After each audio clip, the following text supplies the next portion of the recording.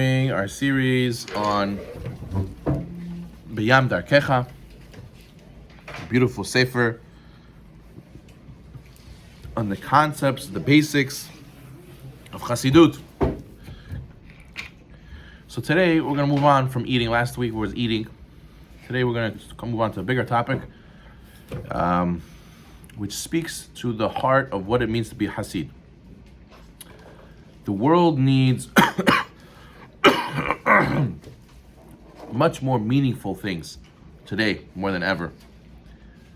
You know, people need to feel like they're accomplishing something really big. You know, everything is big and better and loud and exciting, hyped up. And our Judaism needs to feel that way too. And that was part of the big awakening of Chassidut. A Chassid literally means he does things beyond the letter of the law. Tzaddik does exactly what he's supposed to do, and a Hasid does more than he's expected to do. Now, what do we have to do with being Hasidim? You could be a Chassid, and you're Sephardic, and you don't have payas, and you don't have a beard, and you don't have a long gareta. You could still be a Chassid. Now, if you want to be part of a certain Chasidut, you might have to dress a certain way. But to be a person who's Hasid, that speaks to who you are inside, not necessarily just the outside. In Russian, they call the suit costume. Yes. You gotta be careful that when you dress up like in a suit and a white shirt, there shouldn't be a costume. Costume. Yeah, costume. Some people Purim all year round. We don't want to be pretenders. I don't know, that's for tomorrow. That's for tomorrow. Okay. So what I'm trying to get at is being a Chassid means being very, very close to Hashem, to the point where you want to do things the best way possible, not because you're obligated to, because I want to do it. I want to do the best possible for Hashem. Just like I want to do the best for my wife, I want to do the best for my kids, I want to do the best for Hashem, my Creator. Now, our feelings come and go. One day we feel like I want to do the best. Some days I don't feel like so much. And there's many people who are serving Hashem for many years. They're frum for many years. And they feel like something's missing. Feel like, I don't know, I'm not there yet, Rabbi. I don't know, I'm trying so hard. It's just like, I don't know what I'm missing. I'm not clicking. I'm not on fire for Hashem every day. I still have desires for wrong things, and I don't know why I'm not past those things. I catch myself, lashing out and yelling at people. I catch myself, going through these situations where I drop everything and I go back to my old self. Something's missing. Why I don't feel like my prayers. Sometimes I'm into my prayers, sometimes I'm not. It's just my midot. I can't change these bad midot I have. What is it? I'm trying to serve Hashem many years. So huge concept to be a Chassid. What we can talk about today is bitul. Bitul means nullifying yourself. So what does nullifying yourself mean? There's something big. There's a small thing attached to it. And this is the big thing. It nullifies the smaller thing. It just becomes nullified and assumed within the bigger object. And obviously in the mashal, being Hashem is the bigger object, and we're the smaller one, and we become nullified in Hashem. Now, what does it mean to nullify yourself? So I'll give you an example. Imagine you're speaking now to a humongous rabbi, right? You're speaking now to the Yenuka, right? You're speaking now to Rabbi David Yosef. You're speaking now to a person you really look up to. Someone you tap the guy next to you. Oh, look who's here. Right? So imagine how much focus you would give, to that person when he's talking. You would remember what he said. You would not leave his face, with your eyes, you'll be totally zoned in. I'm sure if someone would try to speak to you in that moment, you would be just like, not now. So that's in a small inkling of what bitul is. You're so zoned in that you just come nullified to the person. You just become so attached, like nothing else can speak to you. It's just you're inseparable. It's like a magnet. You got attached to the other magnet, and just no matter how hard you pull, it just can't come out. It's there. So the Rav here is telling us that once we tap into this power called bitul, nullification, these things that these bad midot, these lack of motivation, these issues that we all feel it won't exist. There's no room to exist. It'll go away. Now, it's very high level. Most people will tell you, what does it mean to be religious? Well, you do the mitzvot. I do the mitzvot. I don't do averot. I'm religious. But that's just checking a box. For some people, they're checking a box, There could be people who are religious and they do it because of myself. There's people who choser b'tshuva because they went to a shiur and they heard, whoever is mechal Shabbat, Yom Shavi, right? If you eat tarev, then you come back Gilgul as a dog and you have to, So he hears all these scary things. Okay, it's good. It made him stop to do the sin, right? That's pretty good. So he's scared out of his mind. He says, no, I don't want to do that. I don't want to suffer. Or let's say he's that guy where the rabbi tells him, come, let's do Birkat Levana. Oh, rabbi, come on, I don't have time. He says, Zgula Parnasa. Oh, Zgula Parnasa. Then he asks the rabbi, if I say it 2 times, it counts for more Parnasa? He says, Rabbi. He comes to the rabbi. One guy one time came to me like this. He says, Rabbi, I need a seriozna mitzvah. Seriozna, like it's gonna make me babki. Seriozna. So I said, you should learn Torah, you should pray. No, Rabbi, I need something, secrets, deep, sugula. If I told him probably to jump on a set 3 times while saying Pitum Ketor, probably he would feel like something special is happening. Now, he has a lot of emunah, don't get me wrong. But all these situations, what's missing is that he's not doing it because he wants to come close to Hashem. He's doing it because it's something to do with his person. Something to do with, do I gain? Do I lose? Right, this famous Mishnah. Do not serve God on condition to receive reward. Serve God not to receive reward. So that's the very bare bones. That's the very first step of starting to come closer to nullification, which is why are you serving Hashem, and what's your bottom line motivation? Are you only religious because you're scared what's going to happen to you? The Rambam writes clearly in Chot Teshuvah that that's not real love of Hashem. You serve Hashem from fear in the beginning, but we need to get to the point of Haftarah Hashem Elokecha. You love Hashem your God. And what is this love? Love, he mentions over there, like how a person is lovesick about something. An example we gave was basketball. The guy loves basketball, right? He watch every game, he'll know every player, he'll know, I want to know every stat, I want to know what college he went to, I want to play it, I want to talk about it, non-stop of sickness, addicted. Everything basketball, I'm there. Like that about Hashem. Love sick about Hashem. Everything to do mitzvah, I'm there. Let's go. Talk about Hashem, let's do it. And then he gives another example, like a lady. You love sick about a lady, he says, the Rambam.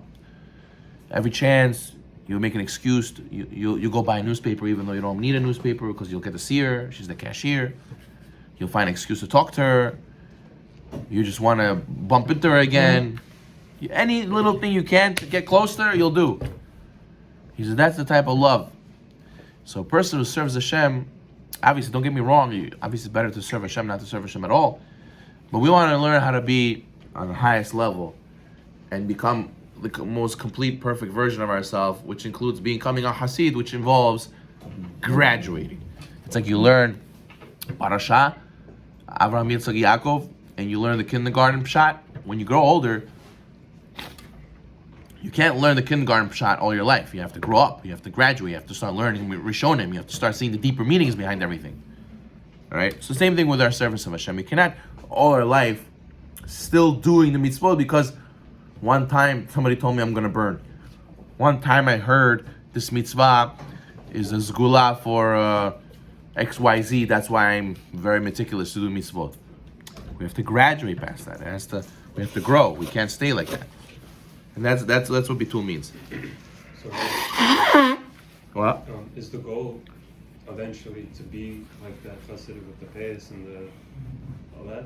All that is supposed to just reflect the inner.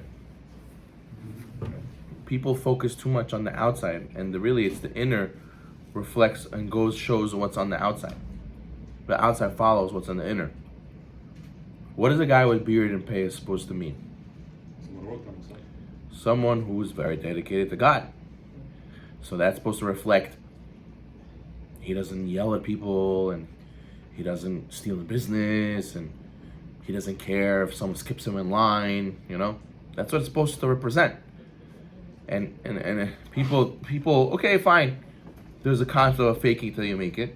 There's a concept of I'll start somewhere. But ultimately, that's the goal. Ultimately, your outside should reflect your inner.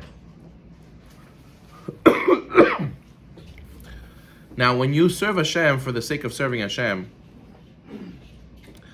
and you see the greatness of Hashem, and you have a love for Hashem, you do it because you appreciate and you honor and you value and you respect and you remember all the things that Hashem did for you.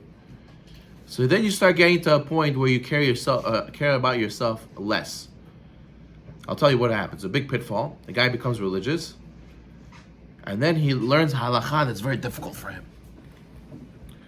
So he said, okay, I'll be religious. What's the big deal? So I'll keep Shabbat. Okay, I keep Shabbat. Okay, we'll keep kasher. What's the big deal? Okay, go learn Torah. I'll pray. Yeah, okay, I can do this stuff. Then he starts going to shiurim. No, you need to have kemach yashan, and you only bet Yosef mead. And then also you need to learn Torah in the morning, in the evening. It's a sin if you don't. There's a Rabbeinu Tam to fill in. You're supposed to really keep Motzei Shabbat till Rabbeinu Tam. Then really on Shabbat you're not allowed to pick out the onions from the salad, and you're not allowed to use the mavrechen. He's like, whoa, one second. You're doing like a rehaul to my life right now.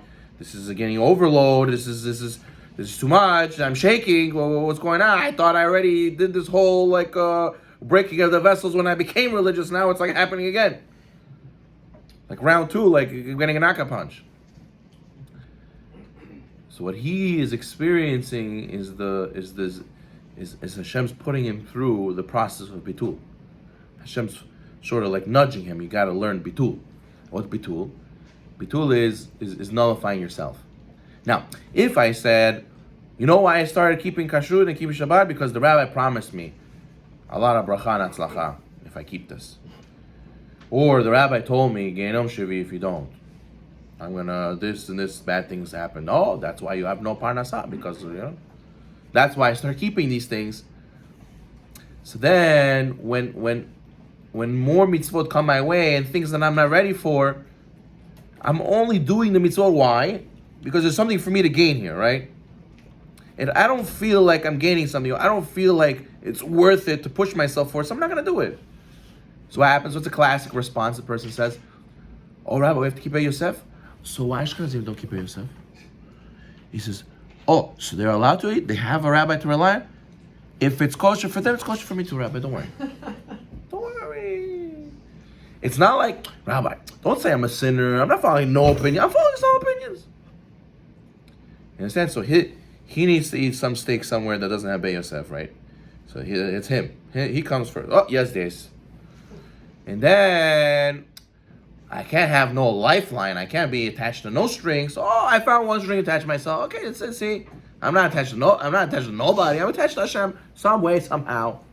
Even though it might not be for me, but He's not doing bitul. He's not. That's not bitul. That's serving yourself within the confines of the Torah. I have a question. So something related. Not to say Ashkenazim are sinners. I'm just saying it's not our tradition. The Maran Achidah says whoever doesn't follow Shulchan Aruch and you're Sephardi, you have to say Chatati Aviti B'Shati Yom Kippur. So I heard a story about a certain rabbi. I don't know if the story is true, so I'm not going to say the name. But there was this one rabbi who very, very big Talmid Chacham, and once his sister came over to him, and didn't see him in a while, and said, "Oh, hi, my brother, how are you?" And he said, "Right now, in this world, I'm learning Torah. You'll talk to me in the next world." And that sounds like bitul, but in my head, I'm like, that's so messed up. I don't know if you heard the story or not. Yeah, I heard the story. I think it's with the Gaon of Vilna. Yeah, it is. I just didn't want to say this in case it wasn't true. No, I heard the story also. So that sounds like bitul, but it also doesn't sound like a midot either. But I'm sure he had a reason to do it. No, definitely. So what's the I'm sure everybody knew who the Gaon of Vilna was at that time. I'm sure even his sister did. And for his level, that was a proper response. It's imagine a surgeon in the middle of surgery, right? His sister comes and like, "Hey, what's up?" It's like, I'm in the middle of surgery right now. Okay, you're a Torah learner, you could technically close the book, right? But the immense power of study that he had, it was like, it's a level. It's definitely a level. There are situations it comes off crass, it comes off like not nice. Right. Each situation is different. Each person takes it a different way, and I'm sure it shows on his greatness, and it's on her end, it's like it had to be their moment. We were not there. We don't know what her response was. We don't know what exactly how she took it. Right. I mean, also, I'm sure he would know that if she would take it in a negative way. I'm sure he's not gonna do onad dvarim. He's not gonna insult her. Right. Of course. He has derech eretz, right? Okay, fine. So what I was trying to get at was, when you're serving Hashem, but you're having yourself first, so you run into all these pitfalls, okay? And we need to graduate from serving Hashem because I have something to gain, serving Hashem because Hashem is great, Hashem deserves that I do His will, Hashem did so much for me, I owe it to Him, and I have to put myself on the side a little bit, So now, when you have a person now who did bitul, he says, Rabbi, I do the mitzvah because I owe it to Hashem. How many miracles Hashem did for me. I didn't have money for college and I was stuck and I got kicked out of my parents' house. I prayed to God in the middle of the subway to save me, and I bumped into this Chabad rabbi, took me in and cooked me up with these people, and they gave me, and I got this job, and and Hashem saved me from the depths of the depths. How much I owe it to Hashem, I have to do the mitzvot. He will come to learn. I see this in the shiur, multiple different people. I'll say one halacha, this guy, "Hey, come on, Rabbi." Right. And then the other guy will be like, "Guys, what do you mean? This is the will of Hashem. I have to do it. What do you mean?" So the guy's like, "Yo, this guy's, where did he fall? Where did he fall from? All of a sudden, he wants to do everything the rabbi said." So he doesn't know that this guy is coming from a love for Hashem. He's coming from, Hashem saved me. You know how much I owe Hashem? You know how much I should do for Hashem? So for him, he's bitul. For him, it's like, I'm not here. I have to lay it all out for Hashem. So of course he's going to keep every single halacha. Of course he's going to be,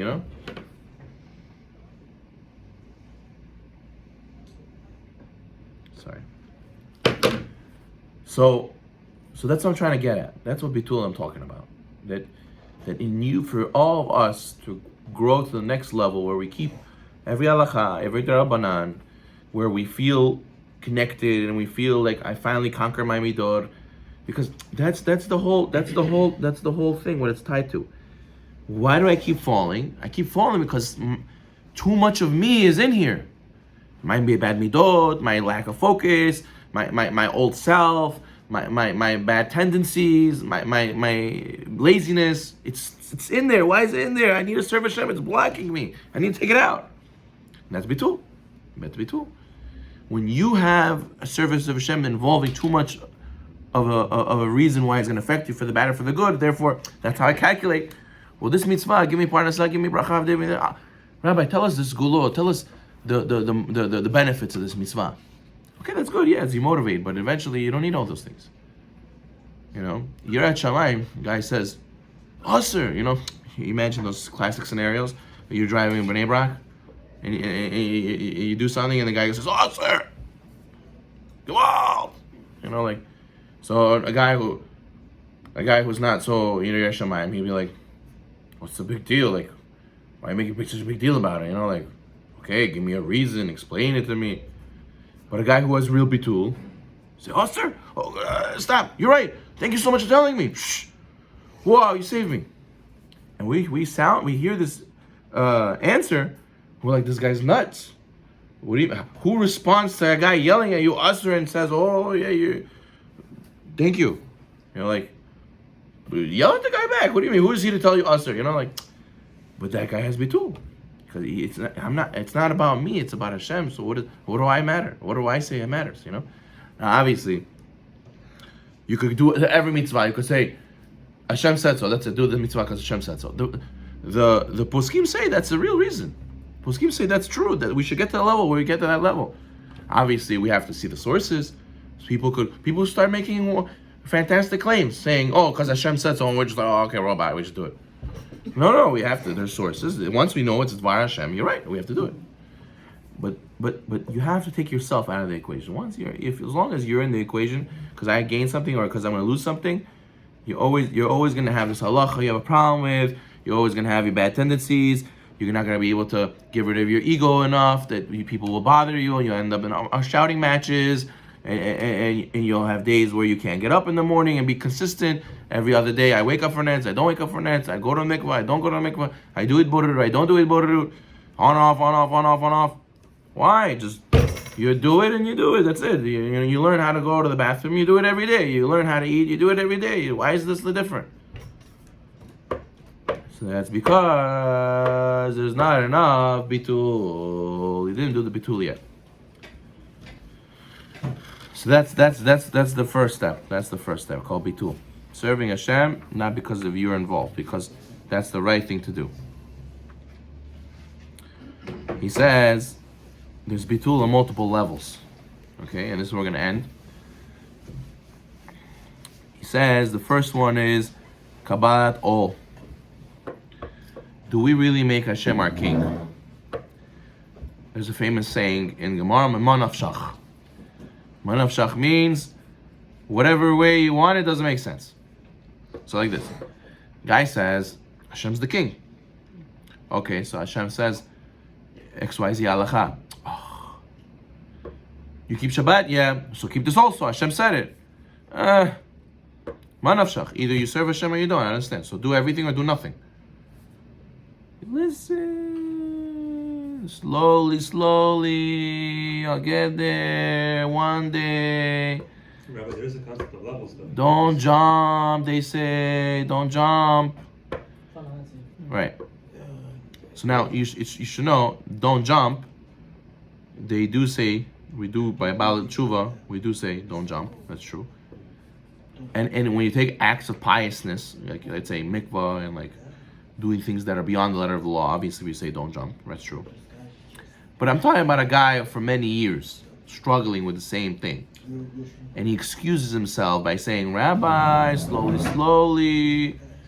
It takes you 7 years to start keeping a certain halacha that you never keep." And you know, and you learned, and you heard shiurim about it, and you don't care. Slowly. How much? How long already? Slowly. You're lying to yourself. So there's the concept of bitul and kabbalat ol. Accepting Hashem as the king. Hashem is your king, all the way. Imagine I come and I sell you a car. Tell you, okay, $10,000, this Lexus is yours. Okay, 2006. Nice. IS, F Sport, good. I like it. Okay, so you're gonna give me the keys, right? Yeah, here it says 10 grand. Give me the keys. Where's the second key? No, I keep it. What do you mean? You sell me the car? How can you have one key? You have to give me both keys. No, I give you one key, I keep one key. If I come, I'll drive it, and if the car's not there, you should know I took the car. And whenever I don't take the car, you can take the car too. I have one key, you have one key. He says, what is it? You're Meshugana. What are you, nuts? Either you sold the car or you didn't sell the car. Nituda, nisuda. What is that? Okay, so the price should be different. But that's what we do to Hashem. Hashem, I'm religious. You have the key to my soul, yes. But I keep one key also. When I want, I do Averot. When I want, I don't wake up in the morning. When I want, I'm lazy. When I want. One key for you, one key for me. You need to have Bitul over there. Bitul means Hashem's the king fully. I do what he says. And Hashem's the Hikar. People think Hashem is in my world. I am in Hashem's world. Not Hashem's in my world. I am in Hashem's world. And then he says, the next level Bitul, another Bitul aspect is Bitul Amidot. Nullifying in regards to your character traits, which is really connected to the next level Bitul. For example, Rabbi Nachman Breslov writes, the ultimate level of Teshuvah, you reached it when someone insults you to your face in front of people, and you don't say anything. The guy comes to you and says, "You're a chisty loser. You are as dumb as a doorknob. You have no brain. Mine is." And the guy tells you in front of everybody, and you say, "No problem. Thank you very much. Hashem should give you a lot of bracha, atzlacha, you and all your family." And the poskim say that's the right thing to do, right? Someone embarrasses you, you have koach bracha, right? To him? Not anybody. Why not to him? Yeah, to him also. Yeah, exactly, right. So everybody looks at him. This guy's a nut job. You know what you do? Palamayo, break him, show him who's boss. Right? But what does the guy who has bitul, what does he say? He says, this guy is a shaliach.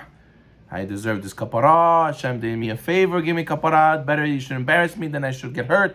Embarrass me better I should lose money. Embarrass me better than I should get sick. And therefore that's why the guy gave bracha to him. Spasibo shkaji. Wow. To mujik, thank you. On the ship, somebody definitely The guy was going number one, and it was the happiest day of his life. Because he reached level bitul. He reached that level bitul. That he realized everything is from Hashem, and therefore, where's the room for my bad midot? There's no room for bad midot. I should lash out, I should yell, scream. For what? That's bitul. What? It's also in this week's parasha that Rachel Imenu, she asked for Leah and Leah said to her, "It's not enough that you took away my husband. Now you want to take away my Judaim?" And what did Rachel say? She didn't say anything. Right, very good. Very good. Bitul amidot. The next big madreka is bitul yesh. We have to, in Bali Musar, talk about zich. Get rid of your zich. What's your zich? Your zich is your ego. The world revolves around you in your mind, and you have to get rid of that. And you have to realize, obviously, bishvili nivra olam, the Gemara says, right? Even if we be the last human on earth, God would make the sun rise for you. But at the end of the day, we have to realize that the Kadosh Baruch Hu created this world. He has a purpose, and we're trying to fulfill that purpose. We're peace in that big scheme. Not that we're here and everything else. You know, there was like this movie a long time ago, where this guy, his whole life, he was an actor and he didn't know. He was playing a movie and he didn't realize. And everybody around him was set up just around him, just to give him some sort of feeling of experience. Isn't it saying for what the whole world was created for me? That's true, yeah. That is supposed to be taken in a way to understand that Hashem wants you to know that your job is valuable to the point where even if you would be the only person doing this job, the world will exist for you. But what's your job? Your job is in Hashem's scheme of things, not in your scheme of things. You're not the essence here. But that scheme of things is still, in essence, Hashem's doing it for me. Oh, good. But who's in charge? He's in charge. Obviously.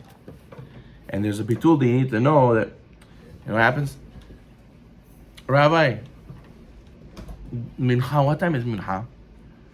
Oh, Mincha is 5 o'clock. I'm not going to come to Mincha.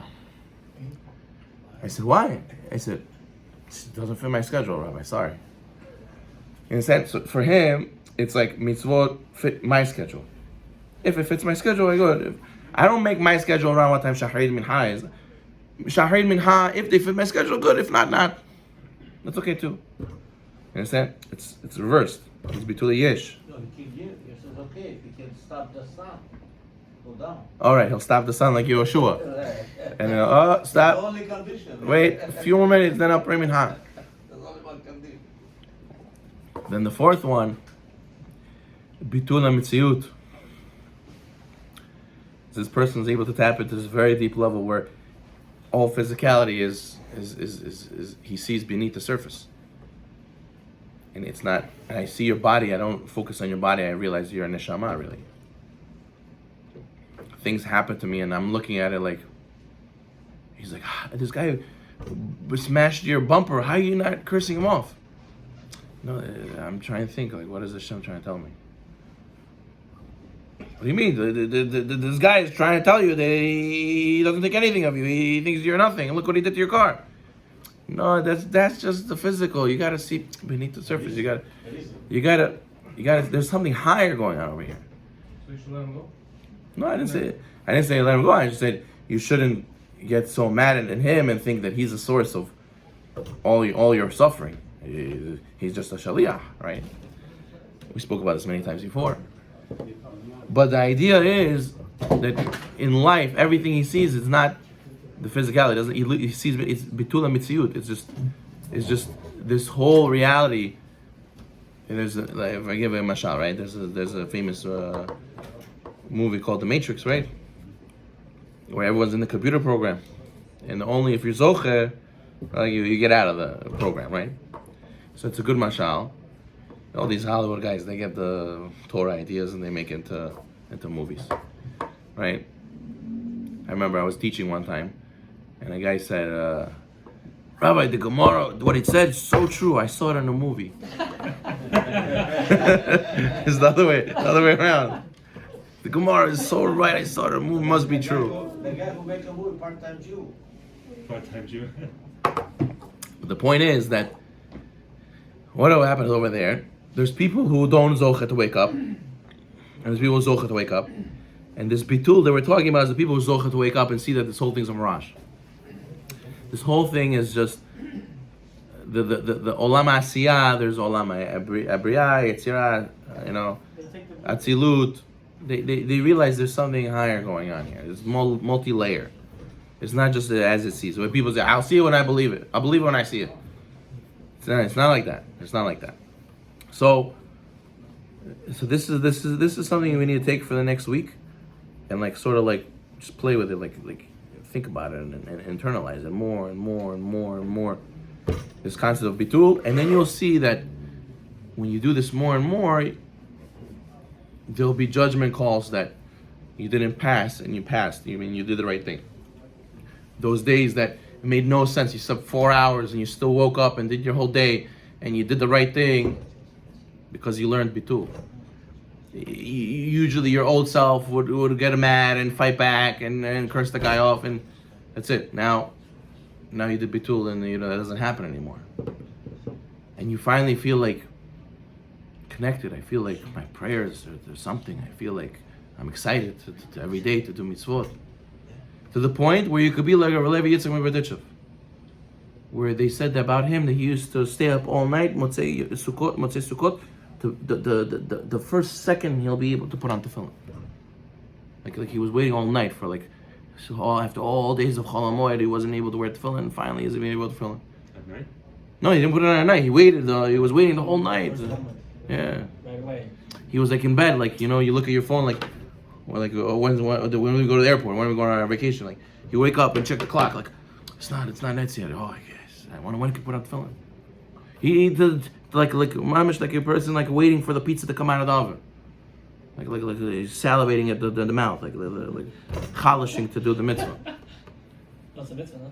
He was waiting for the mitzvah, but the point is he was so energized, he was so into it, it was so intoxicating for him. He was in love with Hashem, in love with the mitzvot. Not like a weird like man and wife love, like dedicated, this is it. This is what I want to do, and it gives me life force, and it gives me meaning, and I feel invigorated by it, and that all that is what it means to do bitul.